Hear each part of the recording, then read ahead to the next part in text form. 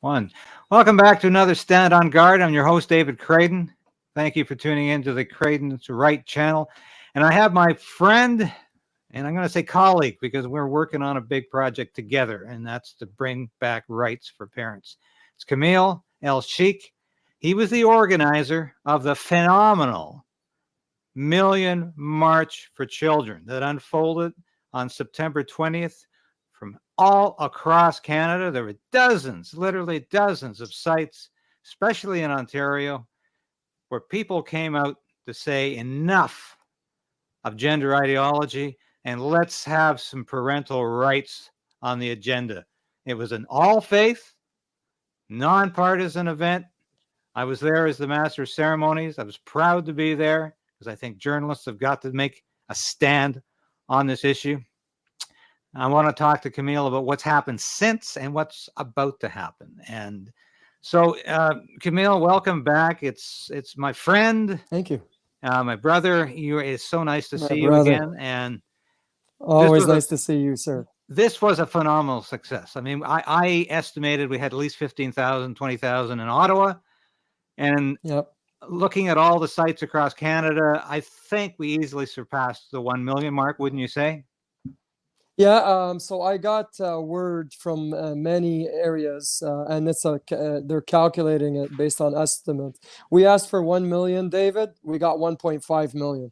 And this one on October 21st, it's going to go through the roof because I got a plethora of emails daily, thousands, just, through social media. I can't even respond to them all. And even our team, our leaders, they're just getting emails left, right, and center. Can you please do another protest? We thought this thing was going to fail. We thought there's going to be violence. We thought there's going to be COVID shutdowns, all that kind of stuff. And all of a sudden they see Canadians coming together of all walks. Evangelical Christians, Mormons, Buddhists, First Nations, and Muslims. And they were singing "Oh Canada," and you did an exceptional job yourself. By the way, another formal offer to you as our master of ceremonies. You ready to go again? I'm ready. I am. There we go. I'll make that announcement in the groups. I'm sure they're going to get excited about it. Well, I think it's fantastic because a lot of movements, a lot of protests fizzle out after one attempt, and it's unfortunate. You got to keep the pressure on. This is not a one-time event. And I know we agreed with that when we first talked a couple of months ago, that this has got to be something that's continuous. We got to keep the pressure on the government, and it can't just be a one-time thing. And so October 21st, Saturday, October 21st, that's right, happening again. So Saturday, October 21st, 2023, we're doing it at noon. I know the Muslim Canadians, they have Arabic school until 12 for language studies. I know Canadian white families want to get their lunch in place. Kids want to sleep in.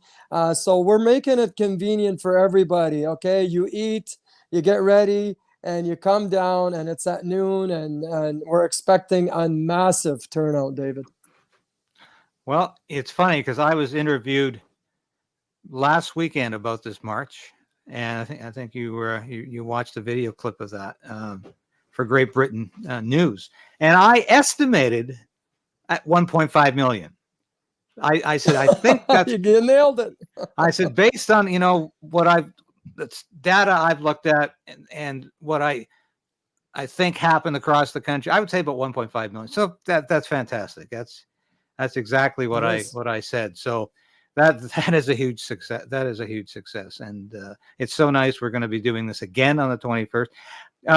A couple of comments on the last March. I did a story for the Post Millennial, not only on the March, I did a lot of material post March about this, but it was interesting to me that the Ottawa police showed, and we talked about this during the march, when the Ottawa police showed definite favoritism. I'm not going to pound the police. I know they have a difficult job, but certain individuals, just like during the Freedom Convoy, seem to take a certain relish in going after the parental rights supporters and ignoring what the so-called counter-protesters were doing. I heard them hurling insults and smears at the pro-family demonstrators, calling them names, Police said nothing. They were But yet very when aggressive. Yeah. when a Muslim woman got too close to the Prime Minister's office, and I don't mean his literal office, I mean that brownstone building in Wellington Street where you guys were when they put up the gay pride flags. When she got a little too close on the sidewalk, she was manhandled by a member of the Ottawa Police Service. It was caught on video. And I did a column about this for the Post Millennial because it wasn't the only instance. That used to be called Islamophobia, when a cop attacked a Muslim woman and for no other reason than she was apparently just standing too close to a building. And of course, the police went after other of the protesters for allegedly inciting hatred. I saw a lot. I didn't see anything that day but love. I saw a lot of hatred from those counter protesters who were sent there by the Ontario provincial unions. They got autonomy. And you know what's happened is, God bless our police force. That counter protesters, they go in a lot of protests, excuse me, and they say defund the police. This is unacceptable. The police are put in a tough spot. I got emotional that day, and I said to the police, hey, Kamel, and they're all telling me, Kamel, this is above our heads. This is politicized. But we want you to know we're going to work with you and stuff like that. They've been a class act. Obviously, I got emotional because I want to protect our families and our kids and the team. All our leaders were also cognizant about that. We had our own security as well. We had a guy, counter protester. The counter protesters by the government were planted in the Supreme Court, David, and on Laurier. They had two places. And there was changes that day. We had all the East Block and the Flame. Then we were given a quarter fence for the counter protesters to go up there. So in all, benefit to the parliamentary police and the police, I'm like, they're not coming up here. If you like, these guys are very aggressive. Some of them are battling mental issues, gender dysphoria. They're very aggressive, and they're always looking for satiation and affirmation from people. Hey, look, you do you. I don't want violence. I respect your views, but you need to respect my heterosexual views and yours, David. And they're not doing that. So we need to draw a line in the sand and say, hey, look, we're here for parental consent because that's a divine order, at least up until age 18. The kid wants to do something afterwards, that's completely up to them. And we're here for the protection of children's innocence. What you're trying to say, I went up to one of them who was actually shrugging everybody with the shoulders, walking on Elgin against the protest, a counter protester. He went in between. And I said to him, sir, you're counter protesting over there. We're not allowed, and we're the people that have the permits to do this protest. We're not allowed to do what you're doing. And now you're walking, opposite the traffic of the protest, provoking people, wearing your pride shirt, and you're saying trans rights are human rights. And you're being provocative in your language. And he's, butting people with his hip. And I said to him, well, what about heterosexual rights? Are they human rights? He said, no. And that really, I said, okay, this is a pedophile. The security team grabs him because he's trying to push in through the crowd, and they give him to the police right away. We're going to be classy. We're going to be compassionate, but zero tolerance for that behavior. And we're going to make sure we're relentless and unapologetic about it, David. Yeah, I think there's a realization, though, that if you're on the side of parental rights, you have to be twice as good, twice as peaceful as the other side, because the police forces in this country are under political pressure to go after anybody who dares question this LGBTQ agenda. Now, just this week, there were 4 youths arrested in Kitchener-Waterloo for allegedly taking down a pride flag at a local high school and burning it.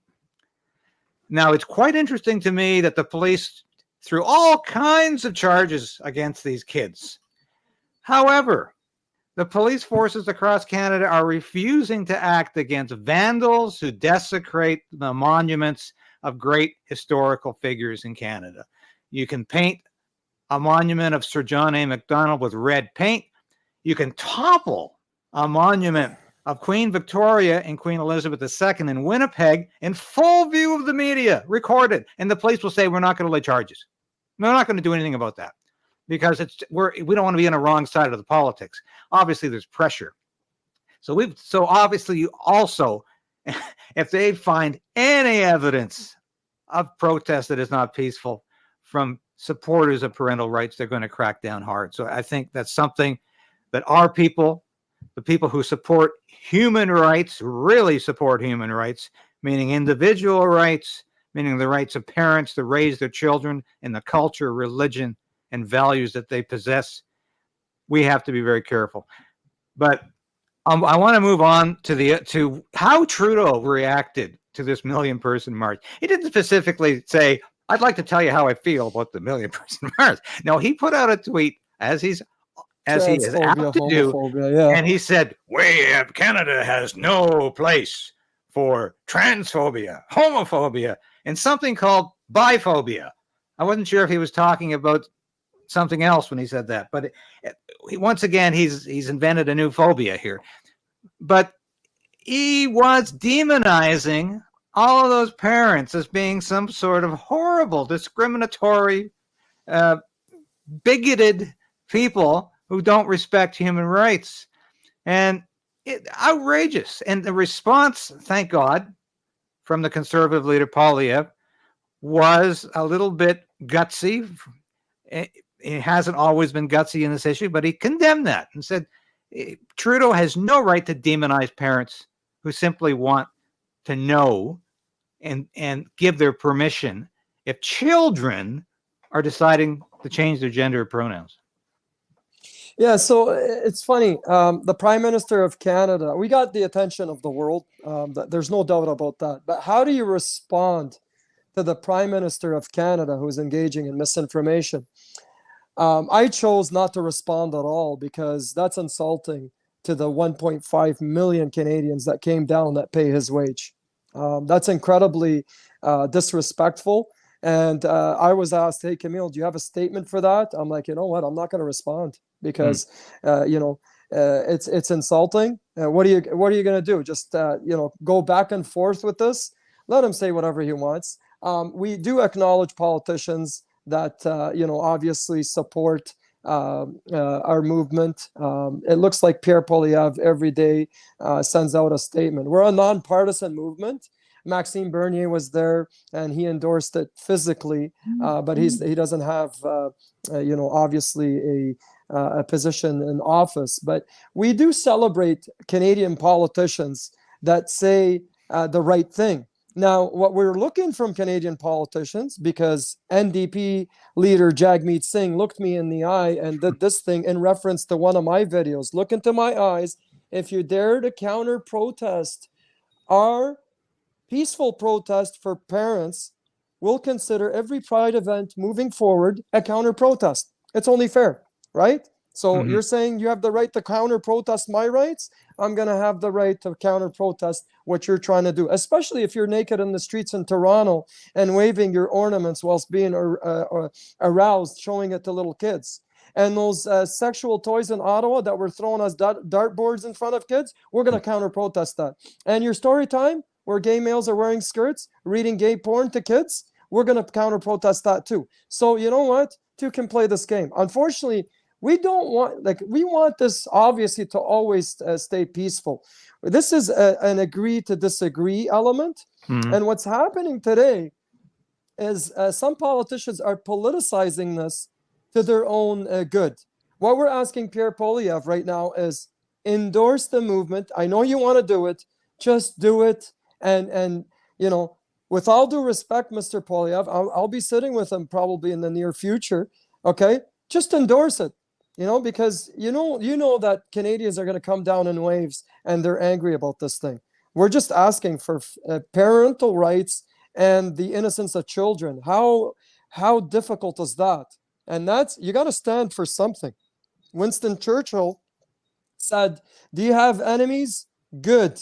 That means you stood for something.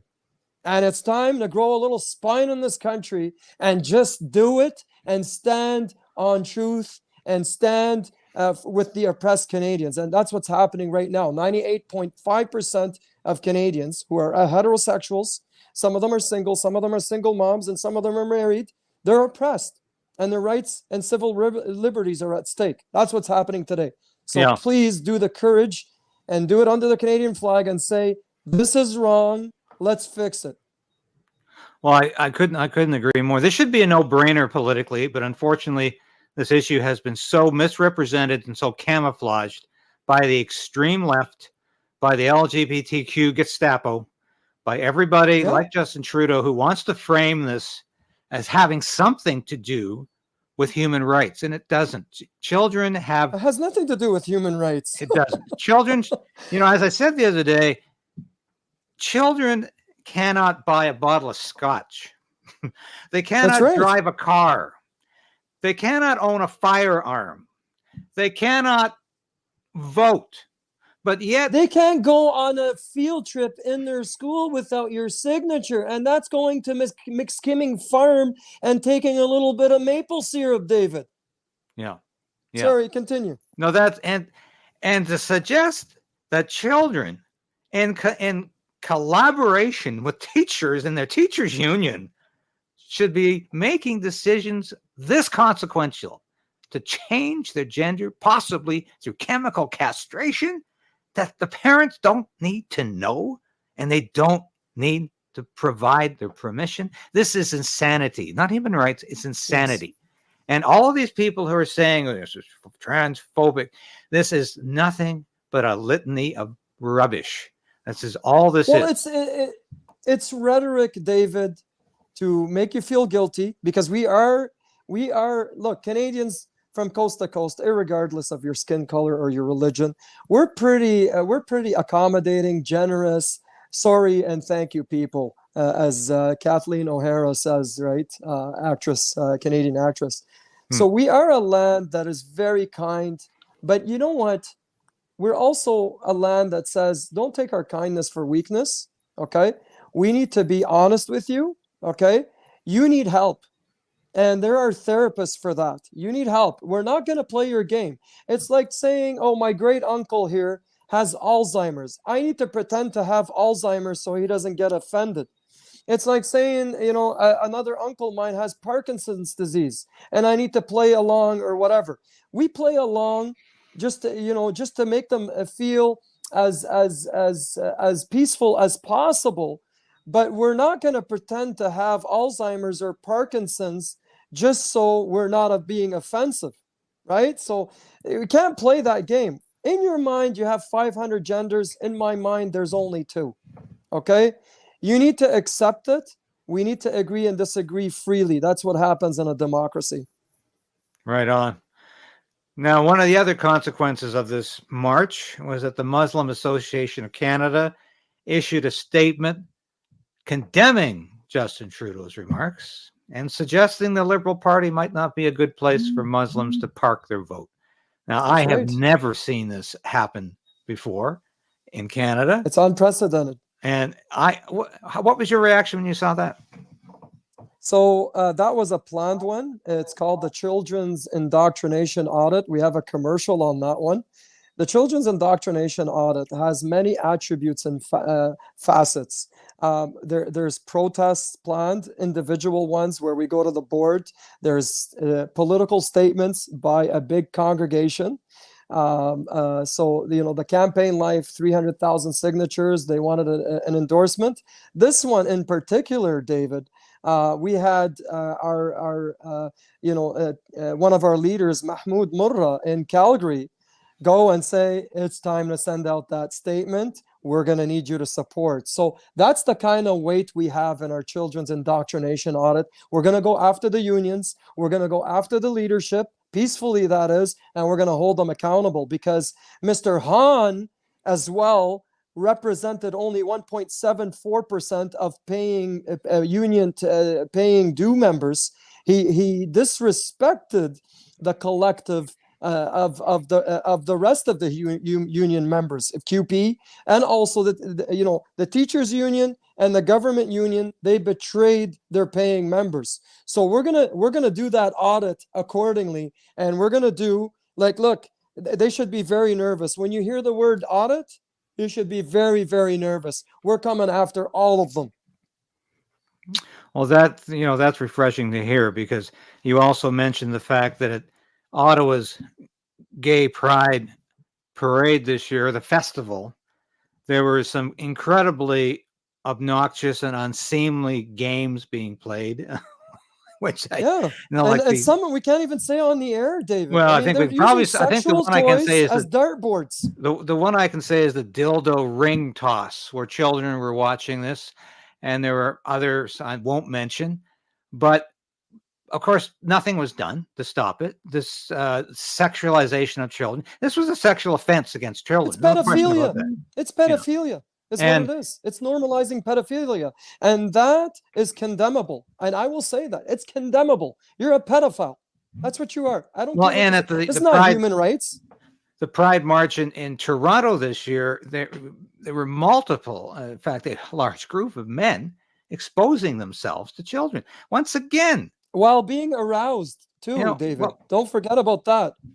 If you or I were to march down the street naked, we'd be arrested immediately. If we tried something like that in front of children, we would certainly be arrested. But somehow this is a protected offense. And so you're saying you're going to actively protest that kind of behavior in the future? Absolutely. We're going to protest all that kind of behavior, because let's think about it this way. I had gay subordinates. Some of them were exceptional workers. I've worked with gay colleagues. I've had 3 or 4 gay bosses. Okay. I don't need to know what happens in your bedroom. We're working together. And some of them, you don't want to paint everybody with the same brush, but I'm talking about this mentality of this movement. Okay. 10 years ago, you had the right to get married in Canada. This is Canada here. It's a peaceful country. We agree to disagree. I disagree with your lifestyle, and I reserve the right to say that, because under the charter, I have the right to religion. And so do you, David. Okay. You have the right to disagree with that. And I will tell you that publicly all the time. I disagree with your lifestyle, just like you disagree with mine. Okay. And that's the harmony of a democracy. We will be protesting indecent exposure. We will be empowering the police. We will be going to the boards. We're actually working now. Police on Guard have endorsed the movement. We know that. We're working with a lot of police officers, active and retired. Okay. They're not liking this. This is pedophilia. To say that it's human rights, or trans rights are human rights, or gay rights are human rights. Okay. Let's stop playing that game. You got Pride Day, Pride Week, Pride Month, Pride Season, Pride Year, Pride Flags, Pride Sidewalks, Pride Banking Apps. The other day, my wife laughed at me. I was drinking a Pride iced tea, and I didn't even know it. It said "Love is Love" on it. I drank, and she chirped me. "Oh, for a guy protesting this, you're enjoying that iced tea," she says. You got it all. So why push the limits and take your fellow Canadians of the heterosexual community's rights away? Why do that? Well, we've all been taught to avoid the Budweiser cans, so I guess we should avoid those iced tea cans too. Well, that's funny. That's that is a sign of the time. I didn't even notice. There was a pride flag on it. It said "Love is Love" on it. It was pretty humorous, to be honest. But it's all fun and games for us as well. We're just saying, hey, look, we just want the Canadian flag back. Let's be Canadians. You want to be, you're gay or whatever. You have a gay tattoo. That's none of my business. You live your life. Okay, I'm not going to tell you how to live your life. Don't tell me how to live mine, and don't tell me how to raise my kids. Well, that's it exactly, because I mean, I have always been a social conservative. Obviously, I wouldn't be here on side with you on this.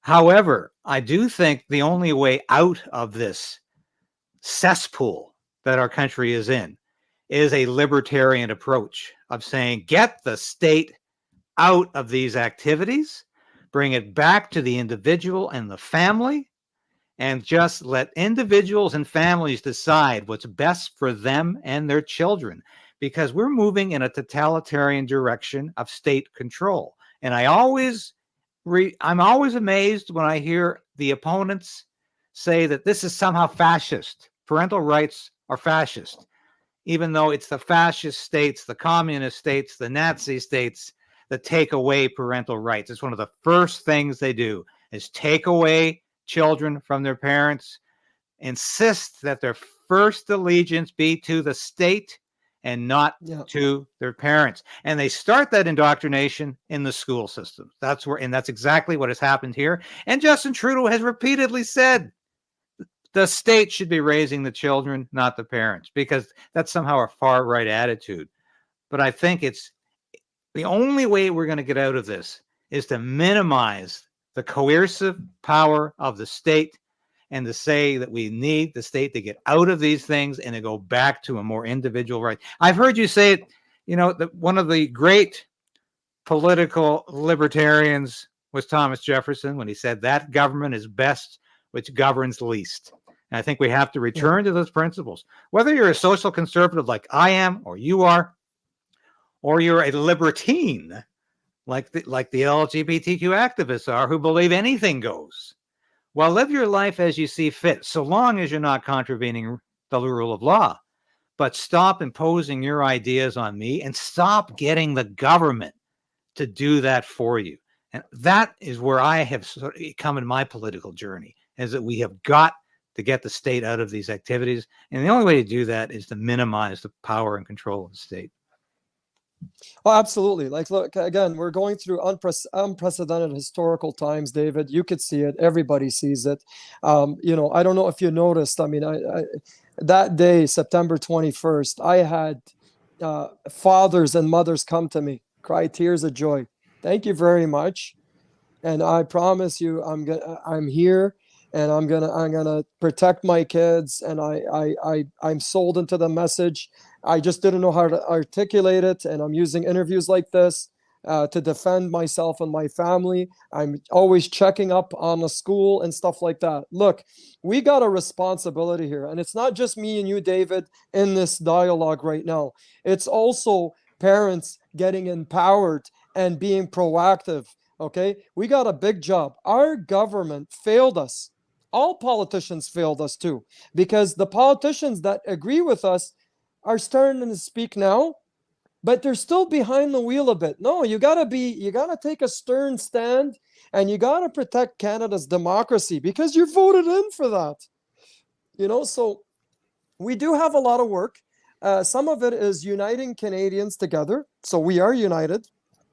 And that national dialogue, that interfaith dialogue, we had 900 priests come into the movement about a week and a half ago, and there's imams working together. So we're setting up the national dialogue between Christians and Muslims and other creeds to help. So we're empowering the clergymen, we're empowering the churches and mosques and Buddhist temples, and we're saying, hey, look, we're going to need your help. We're all hands on deck, and we're a very powerful movement. And now we're the most powerful movement in Canada because people understand that we need to protect our kids. And under a Canadian flag, we're doing it on the ground, and we're doing something that our government failed us to do, and we're doing that on the ground. Well, right on. And I wanted to make one comment on the Muslim Association of Canada's courageous declaration, and that is, it was not followed and not repeated and not imitated by Christian groups in this country. And I really don't expect you to comment on this as a Muslim, but as a Christian, I want to comment on this. I think it's appalling that the Evangelical Fellowship of Canada did not follow suit, that there was no comment from the Catholic Church in Canada. There was no comment from mainstream Protestants. There was nothing. And that's why I have said, if Muslims in Canada need to lead on this issue, I will step aside and watch Muslims lead, because I think you and your friends and all of them who organized this event with such superlative skill have to be applauded. And I can only say it's time for those other people who are supposedly the religious majority in this country to step forward and also say, if we don't say something, we are going to end up in a concentration camp. because that's Yeah. exactly where this leads. When people say nothing and they stay silent and they say, well, I just don't want to upset anybody, that is the final consequence. So once again, I applaud you and the Muslim community in Canada for taking the lead on this issue and having the guts not to stay silent. Well, I mean, Imam Hussein 1400 years ago said, confront oppression without fear. Our Christian brothers and sisters are being oppressed. So are, Jews and Buddhists and Muslims, so this is an issue that affects us all. And, I'm hopeful because we have 900 priests working with us. There's a collide within the spectrums of the church, because obviously our fellow Catholic brothers and sisters, there's a lot of them that came in. I'm doing Catholic documentaries, so they're in on it. Something's happening at the hierarchy. Some of it is politicized. So we definitely have a lot of work to do, David. And you know what? Our pain is your pain, and your pain is ours. We're gonna do this as Canadians, and you're an evangelical Christian. You're speaking out, so you're doing your duty with respect to your faith. And there's a lot of evangelical Christians that were in that protest. Maybe they're like, you know what? You gotta, like, when you go to your church on Sunday and they're passing the basket for charity, maybe that's when that conversation happens. I'm sure there's an appetite for it. I'm sure the clergymen are saying, well, we need to start saying something. It may take longer than we'd like, but you know what? We're relentless, and that's what I mean about being relentless about it. And you know what? I've seen a lot of priests. I'm working with Pastor Henry Hildebrand. He's a close brother of mine. We did a film together, and we walked on the canal and celebrated. And he's committed to the national dialogue. There's a lot of priests that are joining the group, and so thankfully, we are going in the right direction. I wish we can do it all at the same time now, but you know what? That's what happens when you're in suffrage. Any movement, like if you look at Martin Luther King, if you look at Gabrielle Leroy or Emily Stowe 60 years ago to get the women's vote, they called it a suffrage for a reason. You're going to suffer to transition to get people going in the right direction, but we need to be patient.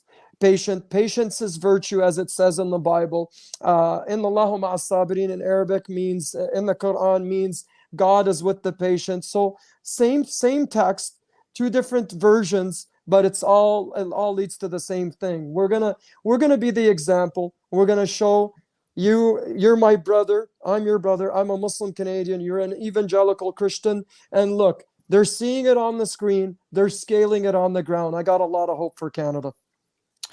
Well, on that note, I guess we'll leave it there, because a lot of people need to have a lot of hope for Canada, because these are very difficult times, not just economically, and they're terrible times economically for a lot of people, but they have a sense of hopelessness that we have lost our way. And so I think what we're doing here, and I say what we are doing here with this march, is bringing back a sense of hope for a lot of Canadians. And that is something I think we all need, because we have been through horrible years under Justin Trudeau, very horrible years. Yes. And we deserve better, David. We deserve better. Kamel, thank you again for coming on, and we will do another interview just prior to the next march on October 21st, Saturday, October 21st at noon. And I'll be there again. So thank you for being here again, Kamel, and thank you for loving Canada this much. And thank you for loving Canada this much. So that's why we got a bromance going, David. God bless.